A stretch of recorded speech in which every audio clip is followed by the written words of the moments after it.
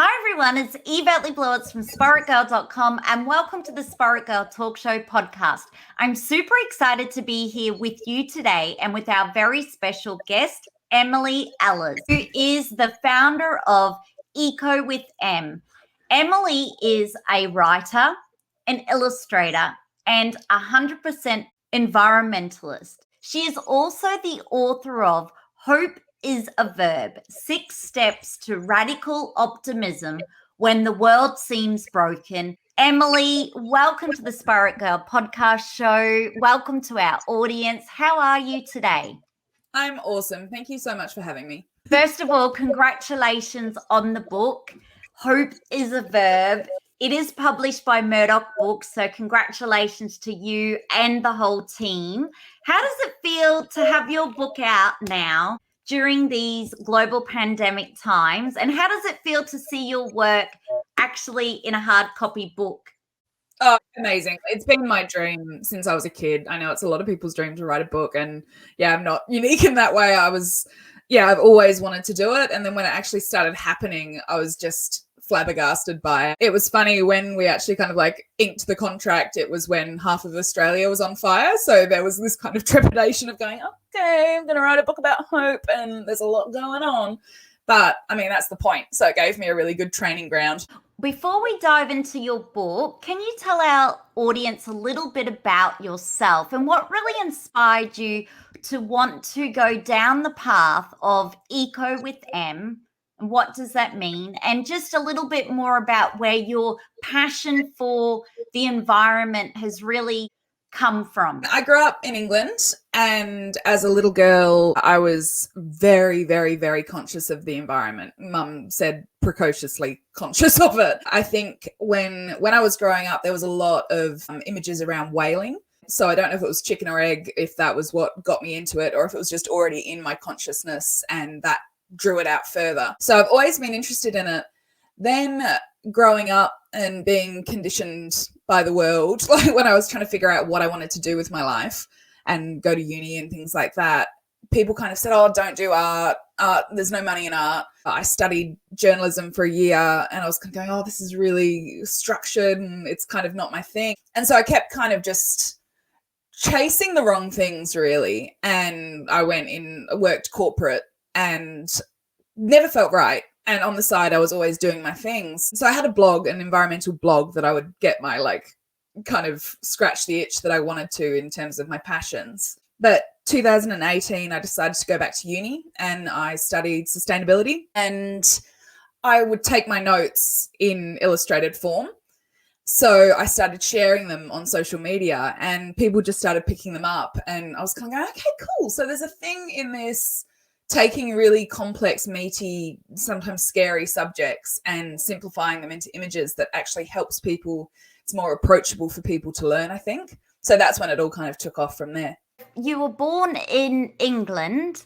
Your mum obviously had a passion for the environment. What age was it when you moved to Australia? I think I was 7. Mum grew up in Africa, in Zimbabwe, which was Rhodesia at the time. But her story, she grew up in a park. So my bedtime stories were like her being chased by an elephant and her being spat on by a spitting cobra and stuff. So I think that really did nourish kind of whatever was in me already.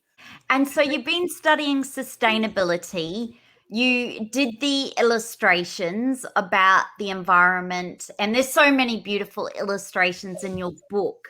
You had this dream of writing a book as a child. So then how did the book start, and what does Hope is a Verb really mean? Well, Hope is a Verb is my mantra. I've been using it a lot, especially since 2020 came and dropped bombs on us. It always reminds me when I'm kind of getting into that place of feeling that it's all too much. Hope begets hope. The more you do it, the more you have. And it's amazing how much just starting and trying, it really flicks you out of that kind of disempowered state of apathy and connects you to the world, connects you to people, connects you to the causes. So, and I mean, the book started, I got approached by the wonderful Julie, who is an editor at Murdoch, and she kind of floated the idea that, hey, maybe there's a book somewhere in here. Like, she'd seen my Instagram feed. So I'm very lucky in that regard that she approached me with it. But it was going to be originally I thought it would be about eco-anxiety. And then in the process of kind of developing it, we realized that whether you're talking about racism or the environment or a pandemic, your approach to hope is the same. So that's when it became broader, and it just became about how to have hope when the world does seem broken, which if you look at the news, it does daily. When it comes to this 6 steps to radical optimism, when the world seems broken, can you share more about that? It was very important for me to have the world seems broken, because I think there is this narrative at the moment that everything is doomed and we've got Armageddon coming. We really need to be careful and conscious about the way we talk about the world, the stories we tell ourselves, the stories we tell others, and just shifting our perspective to not being about, okay, everything is stuffed, let's give up, and kind of go, hey, we've got a lot to save, so let's start. And one of the things I really loved in your book was you shared how we could start a joy journal. Can you share more about that? Because I felt that to be so positive. In my kind of journey in environmentalism and just as a human, my kind of default state is burnout. I'm very good at that. And especially when it comes to this cause that I'm so passionate about, I can find myself burrowing way deep and finding it very hard to pull myself out of it. And I think a lot of us can relate to that. That's like the start of the book, is me burning out over tuna. And I think it's just so important that in our journey of trying to save the world, that we actually take the time to enjoy it.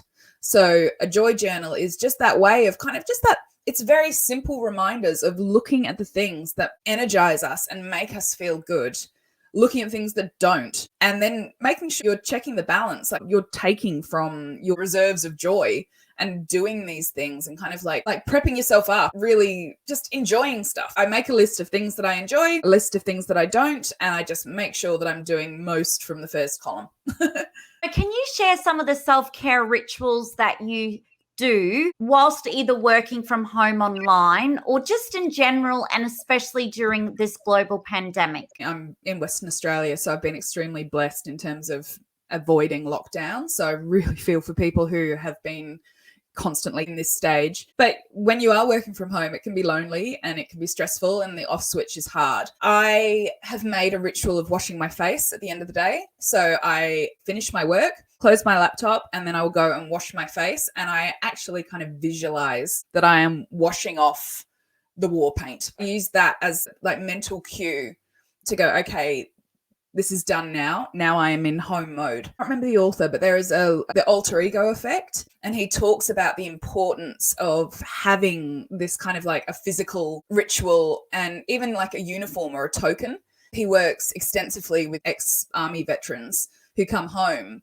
And part of the thing that they find very hard to switch out of wartime mode and into peacetime mode. And he gets them, every time they're walking into their home, he gets them to visualize taking off their army uniform. And he's like, you really need to have that kind of like psychological distance and the ability to take these uniforms that we wear off.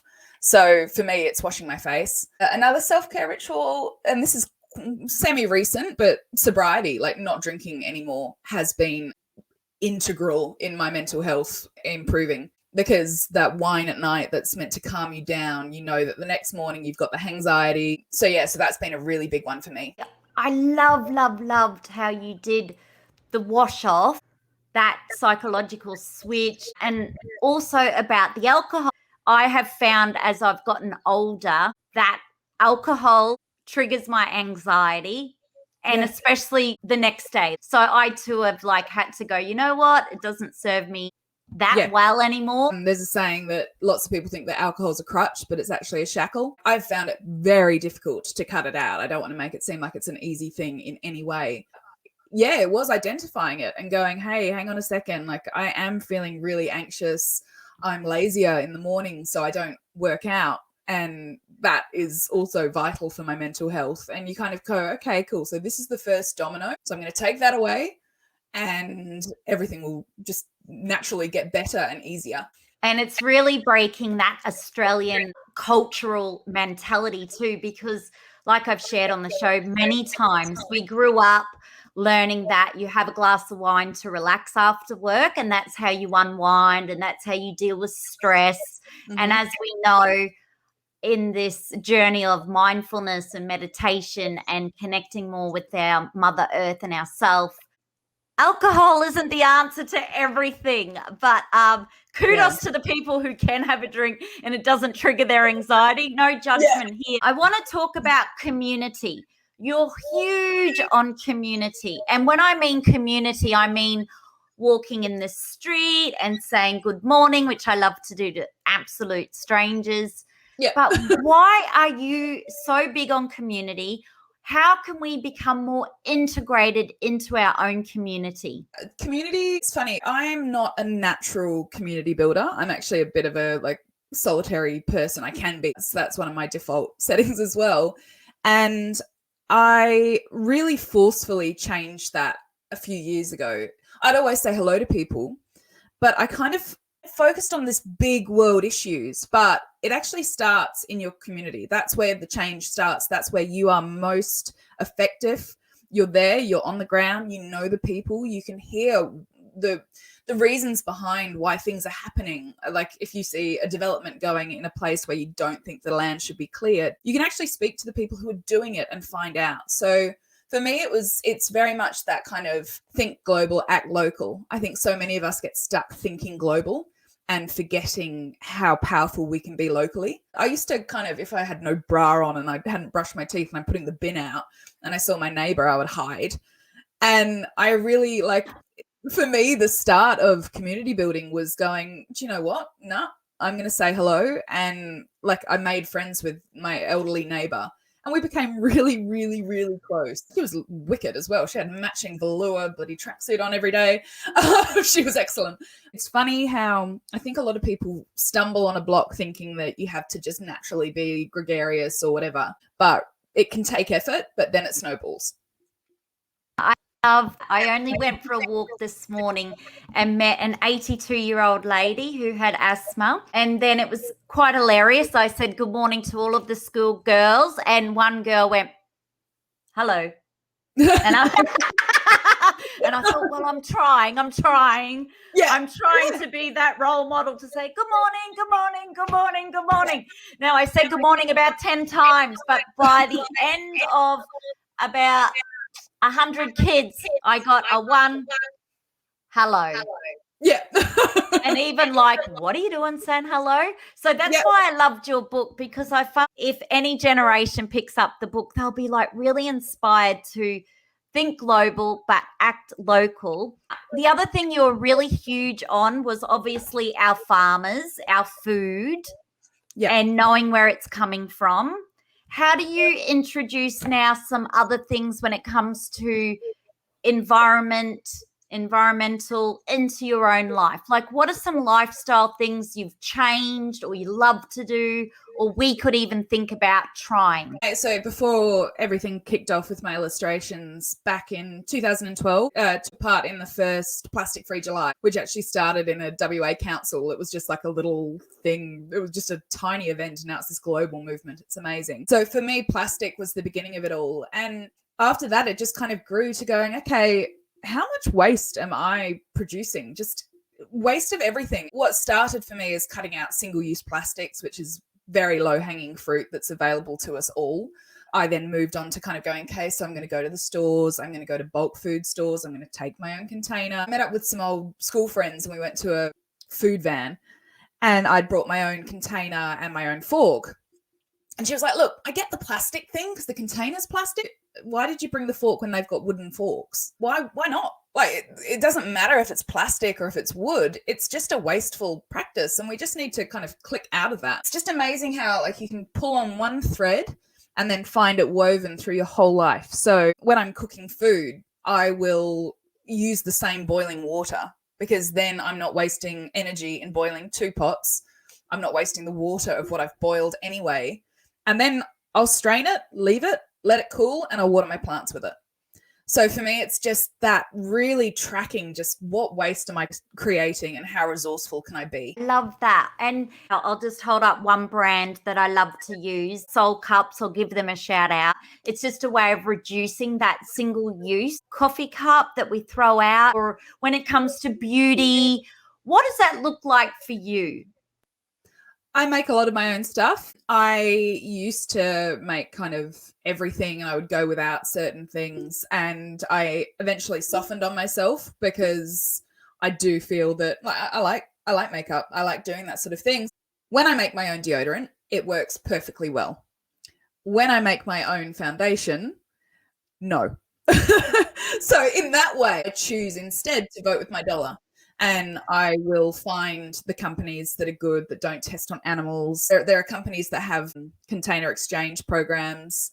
I use like Inika, which is beautiful minerals. And I just make sure that if I can't make it myself, then I'm going to support businesses that are doing the right thing. Instead of toner, I'll use apple cider vinegar, and that works just fine. When it comes to eye makeup and things like that, I'll vote with my dollar. It was really important for me to only either share brands that I truly love and are passionate about, and they tick my boxes, not tested on animals, made in Australia. Australian, like I've got my core values that I stick to. Is that really important for you whilst being online and being someone that talks to your audience? You want to be really authentic and aligned?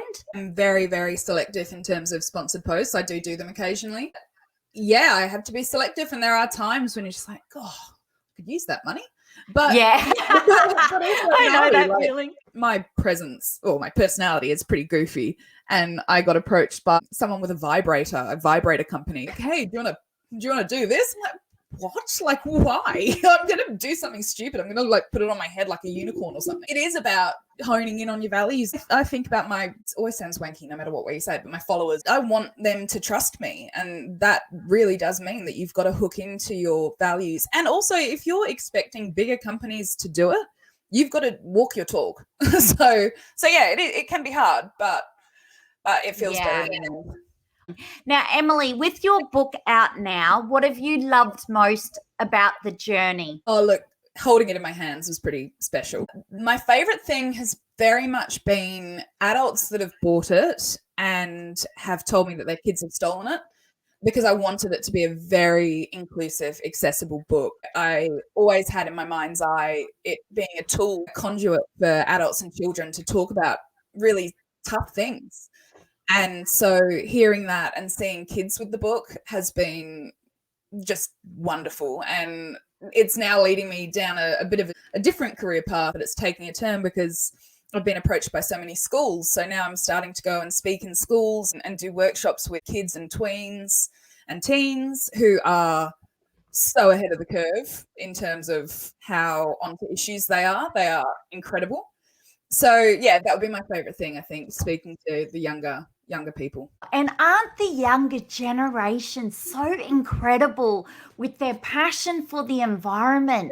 They're leaps and bounds ahead. Like when I was their age, I wasn't so aware of what was going on in the world with pollution and toxins and ozone layer. Like I spend a lot of time each year in the Maldives and these beautiful, incredible island peeps. But to know that the water and the sea level is rising and that they are going to be losing their islands and their home, and in 100 years, the Maldives may not be there, is so like mind-blowing, to the point like, what can we do? What can we do? How can we help the ocean? How can we help the environment? But I love that you're doing work with the kids. Do you say they're so onto it? Like they literally are so passionate about saving our environment. Or should we say doing everything we can or they can to protect it? I mean, this is a bit of a downer to say, but they're the ones that are going to cop it, and they know. So I think, yeah, they're motivated, but I think they're also very scared. And that's one of the things that, even though I talk about environmentalism with them, I'm also very much using the Hopes of Verb as a handbook for them, kind of going, hey, you need to be resilient because this is a long game. It's not a sprint. And you need to look after yourself while you're doing this. They're incredible. They're informed. They organize. They're shocked in the best way. Yeah, I do think they will lead the change, and they have to, because they're the ones who are inheriting it. I get awe-inspired when I spend time with the littlies because they don't want to eat tuna. Now, tell me about your journey with the tuna and the burnout. Yeah, the tuna Isle of Terror, I always refer to it. This was early in my journey. This is when I was doing my blog, and I've always been extremely passionate about the ocean. And it's funny now that I'm putting it together, even thinking about the fact that my entry to it was all the images of whaling and stuff. So even in England, I lived on the coast, and the ocean is so important to me. And I was learning, I'd gone vegan. I was learning all the things, and I watched End of the Line was the documentary about overfishing. And I think my heart broke because it was the first time I had heard about how our fish populations are just plummeting. I walked into the supermarket. I'm going, okay, so I can't get plastic. Got to get local. No palm oil because the orangutan.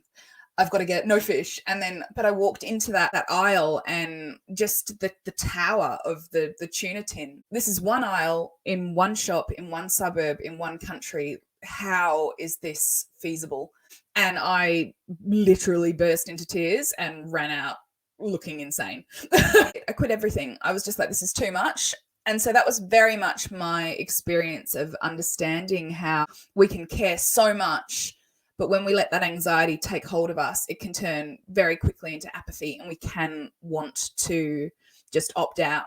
And I think with the latest IPCC report, which is pretty damning in terms of climate change, I've been seeing it happening to people. And so I think we really need to understand that our anxiety is like a car alarm, and it's going off, and it's telling us that something's important is happening that we care about and that we need to pay attention to, and using that and turning it into action. In terms of people that follow me, I am just trying to help them process it and use it as fuel, and to also say that it's not business as usual anymore. It's all hands on deck now. Yes, feel scared, but we really need to act on it now. And it's the simple things, even for me personally, switching to sunscreen that is reef friendly.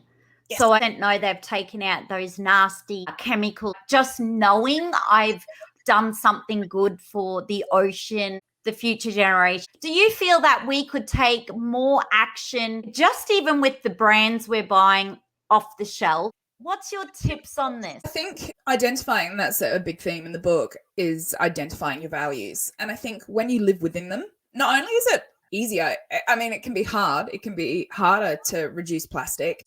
Your mind doesn't feel as split. You're actually embodying who you are.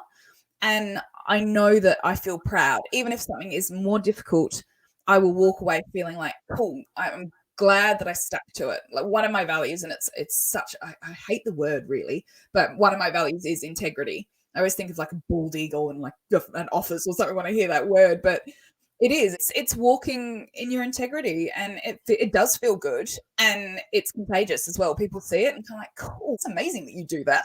Like, it's good and it's energizing. Yeah, I think you're right. You become super confident when you, as you say, walk your talk. So it's easy for me to say I meditate every day, minimum 10 minutes mindfulness, because I do. And even like choosing the more sustainable product for the environment, it's easy to talk about with passion and truth, because that's what it is. And you come across so authentic because that's your truth. Yeah. It's who you are. So I think that gets rid of imposter syndrome, and it helps with self-doubting yourself. Like when you can just talk about what you do and things you do in your own lifestyle, don't you feel it's much easier to create content or talk from your heart? Yeah, absolutely. It's one of those things where you walk around without looking over your shoulder as if you're going to get caught out. I think that's like the biggest thing, where you kind of go, I am just being who I am. Nothing's going to catch up with me. I'm not going to flub my words because I've said something, I've lied about something to make myself feel better. It's just who I am, which is fine. There's a lot of people who want to become an influencer. In your experience, you've learned that if you go inwards and start being really authentic and aligned with your values, that you don't actually need to look at other people's pages, see what other people are doing. You don't need to stay on trend. Yep. You, like myself, are always going back inwards. What would your words of wisdom be for someone who wants to become an influencer, don't know really what they want to influence in? They think by just going onto Instagram because it's on trend and going, oh, wow, that looks so cool. Maybe I'll become a health coach, or maybe I'll become a self-love coach. I don't know what kind of coach I'm going to become. Yeah. I'm going to see what's cool, what's popping, what's on trend. What's the tips for someone who maybe wants to become an influencer? They just heard it's because everyone else is doing it. It's funny, my son, who's only 4, he was singing a song the other day and it was like, I want to be TikTok famous. And I'm just like, what the hell is that song? And Lucy, my daughter, she was talking about, she's 8. And I was kind of going, do you realize that fame isn't like a goal? And you, instead of saying, I want to be famous, you should want to be so good and so passionate at something that people know you for that. So that's something that I've been very much driving home with them. But I will also say I think it's in us all that we can get pulled and swayed. When I started Eco with M, I wrote myself a manifesto. So my writing is not the neatest. It's recognizable in my brand. And I started trying to change my writing and make it prettier. And then I just went, no, like that's my writing. I will never get caught out. That comes innately to me. It might not be neat, but that's it. And that's also why I called it Eco with M, because I wanted to be so plain that it's just I'm Eco and I'm your guide. So Eco with M.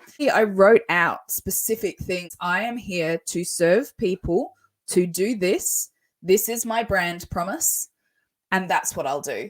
I think honing in on your cause is the biggest thing, and knowing it's not about you. It's about what you are giving back. It's about serving. Yeah, honing in on your cause and then just making it as simple as possible by just being you. Then you don't have to have any of these smoke screens up. You can just rock up and you do it. I love that. And I love your words of wisdom to your son and to your daughter. But I also love how you figured out just to do what you're passionate about. We all want to live our passion, but it's about truly finding out what do you love. And it might take so many goes at trying so many different things to figure it out. But really in your book, you talk about values, alignment. So even if someone just wrote down their values, what they're passionate about, and started there, you don't even need to go on Instagram and have a look. Like, it's very inward work. Authenticity reeks. You can see it so quickly. And I've had times where, because one of my kind of promises that I've written in my manifesto is that I will take something heavy and make it lighter for someone. When I have been feeling personally heavy, even if I put something out there that is lighter, my following goes down. People can sense it. And that's why I think by just being who you are, you're actually fortifying yourself. When people can smell that you're not being who you are and you're not saying the truth, people know it. An illustrator and writer about the environment, and they say fart jokes, you kind of go, I know. It's hilarious, actually. That's not a combination. That's not a job, but I have made it a job. And I tried to talk myself out of the fart jokes, but I'm like, but I'm going to make the fart joke. So when I've accepted it, it's worked. And I think people need to know that be weird, do the fart joke. I loved how you didn't want to brand yourself as an environmental influencer. Because when we think about influencers, sometimes we think people have to have perfect hair, the perfect six-pack, the perfect six-pack, you know. I actually went six-pot. Oh, sorry, six-pack. I'm in the six-pot club. Join the six-pot club. You're all right, girls. But when I started out blogging before Facebook, it used to be really cool because no one gave a shit about what the writer looked like. And then all of a sudden, this was hilarious, Emily. You'll start to laugh and the audience will. We used to just take a photo of the bath at the spa resort as a spa blogger or writer. And then all of a sudden it's like, no, you've got to get in the bath. They want you in the bath. And the writer and the blogger's getting in the bath. And then It dawned on me after a few years, hang on a minute, why do really people want to see me in the bath? Then I've reverted back now to taking just the video of the bath with the pretty flowers, like the back to the good old days. And it's really the happiest I've ever been, even to the point where now I don't do even many photos of myself. Yeah. It's kind of like now with the podcast, it's just real talk, real people, real conversation. And that's why I love your book, which I recommend everybody gets a copy of. Hope is a Verb, 6 Steps to Radical Optimism When the World Seems Broken. What is your hope for your book readers and people who have now just discovered you globally as part of our Spirit Girl Book Club community? What's your hope for them? Just that they'll let the meaningless, superficial stuff fall away. And I'm not saying to grow your armpit hair and not wear makeup, though. All the power to you if you want to. I want the obsession with the individual and the acquisition of stuff. I want that to stop, and I want people to hone into like the magic of who they really are and create communities. And obviously climate change is one of my biggest focus. There's not a silver bullet. There's not one solution. It's going to take all of us on the ground doing local projects, banding together. And I just want people to stop being overwhelmed by this nebulous, overwhelming thing and just find the cause that you're passionate about and run with it. I love those words of wisdom. And Emily, at the moment when people open their mobile phone and they see the news, the heartbreaking news of what's going on in Afghanistan. We've got really heartbreaking stories of businesses who don't know when they're going to open their doors again, numbers increasing with the Delta variant. It's such a heavy world out there. Do you feel we need more kindness, compassion, more openness? I'm going to hear what you've got to say and I'm just going to listen. Yeah, one of my biggest heroes was Anthony Bourdain, and he's got a quote, I can't remember verbatim, but it was, I don't have to agree with you to respect you or even like you. And I think it's one of those things where we're making these issues into left and right, red and blue. It's not going to solve anything. And coming at it saying, I'm right, you're wrong, it's not even effective. So even it can be very hard not to be at a dinner party and want to throw a potato at someone who is saying something ridiculous. But we need to understand the mentalities behind people who are different to us. And then we can find a common ground and move forward. But I reject the idea that most people, and generally it's the people that are on the other side of the fence to us politically, I don't like saying you're a shit person.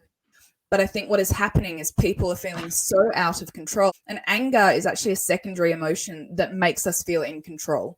It's why if someone says something that scares you, you get angry. And that's because it kind of makes you feel like you've got agency, you've got control of the situation, but it might not be the right thing. And I think a lot of people are so confused about what to do that they're just trying as hard as they can just to get control in any way. And it's coming out in very ugly ways, and we need to figure out how to take down the pressure and the temperature. And I think it's really good to come back to the environment, connect to Mother Earth, take your shoes off, put your feet in the sand or your feet in the grass, feel the sun on your face. And just know that being is enough. And just come back to the basics, shop local, reduce plastic, connect with Mother Earth, read your book, Hope is a Verb. And also to look after ourselves, because we need to be resilient, because we're living in a very hectic world and it's not going to get easier anytime soon. So we really do need to look after ourselves. And we can also become a local legend. Whenever I see people who are outraged by something that's happening in the world, so a prime example for this is George Floyd. That was terrible. I spoke to so many people here in Australia who were kind of going, oh my God, but what do I do? It's over there. I'm helpless. If it's happening over there, I can guarantee you it's happening here. Look into how that sort of systemic racism is happening in your local area, and it is. I look at Aboriginal deaths in custody and get involved there. I always just say, if it's over there, it's happening here too. Find it and take part in, like, you could say the same of deforestation in the Amazon. I got flummoxed by some image I saw, and then I've recently made the tree change down southwestern Australia, and I found out that my local sort of native forests and parks that have grown up loving these trees, 10 football fields of them are being destroyed every day for wood chips mainly. So I'm getting very involved in that. In terms of local legend, just identify what's happening over there that's tugging at your heartstrings and then find it here. Those words of wisdom, they're incredible. Now, Emily, I could talk to you forever about your book, Hope is a Verb. I seriously love it. It's so beautiful. If you do get a copy of Hope is a Verb, hashtag Spirit Girl Book Club, hashtag Eco with M, hashtag Murdoch Book, hashtag everybody, hashtag Emily Ehlers, hashtag Yvette Le Blowitz, hashtag environmental.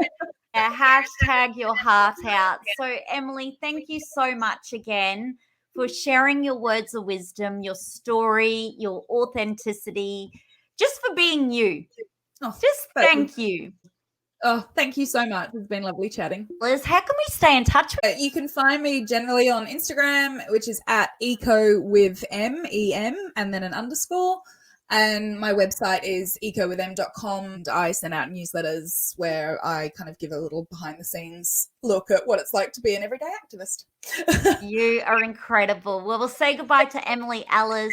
Be sure to subscribe, to leave a 5-star rating and review, and to tell someone you love to. And together, let's feel good from within.